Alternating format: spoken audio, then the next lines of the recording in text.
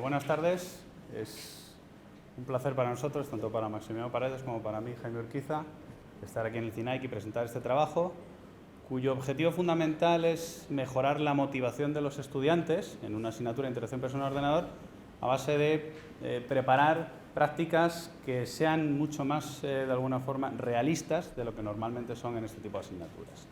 El contexto es el grado de Ingeniería Informática, la asignatura que ya hemos mencionado, y el temario fundamental son 3 bloques, que son el diseño centrado en el usuario, dedicado a la extracción de requisitos sobre interfaz del usuario, temas de diseño con usabilidad y accesibilidad y finalmente la evaluación de esas interfaces que hemos desarrollado y diseñado previamente. Las prácticas siguen también estos 3 bloques, su peso es del 60% de la nota de la asignatura y consisten en un trabajo grupal durante todo el cuatrimestre y cuya característica fundamental es que ellos van a interactuar con usuarios reales. Estos usuarios no son sino estudiantes de otros grados no técnicos, en este caso eran de grados de educación, ¿vale?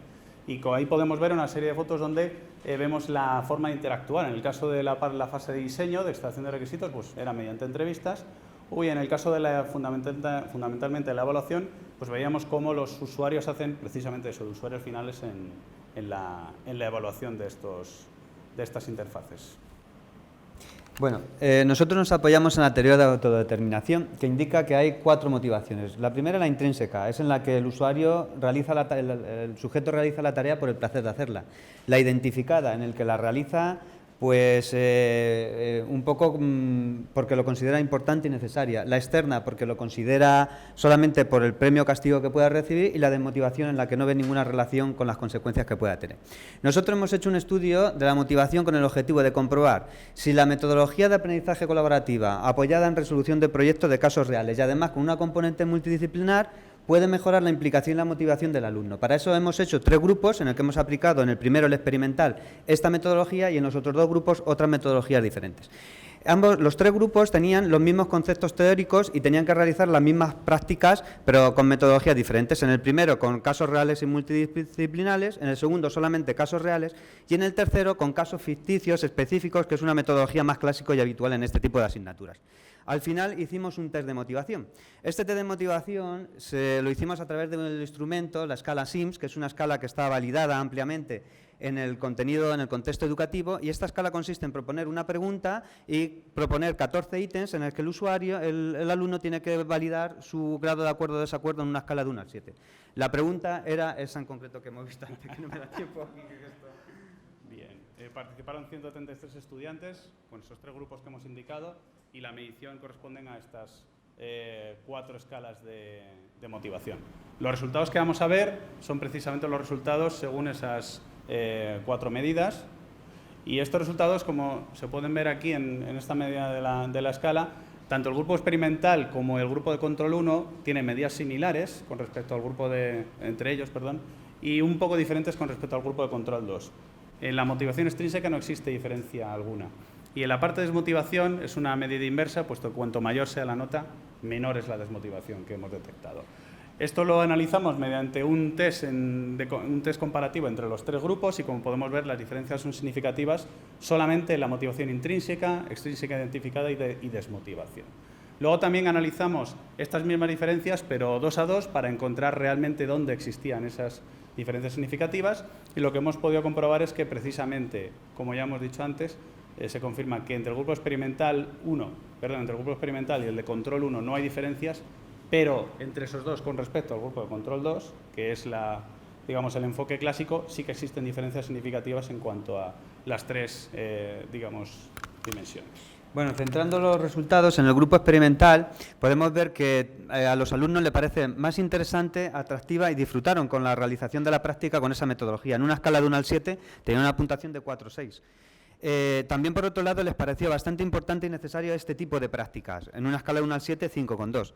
Y, por otro lado, la desmotivación fue bastante baja, como hemos visto anteriormente. Si la comparamos con otros grupos, vemos que el grupo experimental, es decir, los alumnos disfrutan más y se implican más con casos reales y multidisciplinares que con casos específicos y concretos de la metodología clásica. No hay una diferencia entre el grupo experimental y el 1, con lo cual no hay aportación multidisciplinar, y creemos que puede ser esto a lo mejor porque la coordinación de la multidisciplinaridad multidisciplinaridad les proporciona un cierto esfuerzo. En la motivación identificada vemos que consideran más importante y de mayor beneficio trabajar con casos reales. Una vez más, tampoco encontramos que haya una diferencia si trabajan de forma multidisciplinar o no. Y creemos que esto puede ser pues, porque el trabajar con ambientes cercanos al real pues, les puede parecer algo atractivo e interesante. Respecto a la motivación externa, comprobamos que los tres grupos tienen exactamente el mismo grado de carácter de premio y castigo. Consideran los alumnos que, independientemente del tipo de metodología, es un premio o castigo tener que hacer eso. Probablemente pueda ser porque en la práctica se les exige que la tengan que aprobar para tener el premio de aprobar la asignatura o el castigo de suspenderla.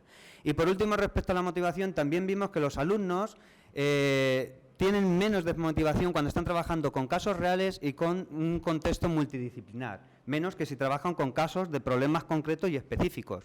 No hay, una vez más, una aportación si trabajan con una componente multidisciplinar en esa comparación de grupos. Bueno, por último, en las conclusiones, el trabajo relacionado vemos que se centra más en relaciones entre interacción y emociones, pero no hay trabajo que relacione la metodología educativa con la motivación. Nosotros hemos comprobado que trabajos colaborativos con casos reales aumenta la motivación respecto a problemas expresos y concretos. Y no hay una diferencia el trabajar de manera multidisciplinar. Bueno, y ya como trabajos futuros y siguiendo un poco la idea del trabajo que nos han presentado anteriormente, lo que queríamos hacer es tratar de encontrar una relación entre la motivación que hemos medido y la eficacia en el aprendizaje, ya sea medida en términos de la nota de la asignatura o en exámenes o en pruebas de conocimiento hechas ad hoc para el momento.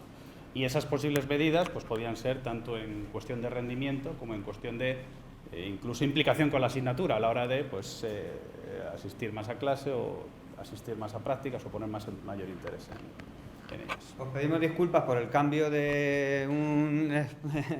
pero bueno, ha sido así.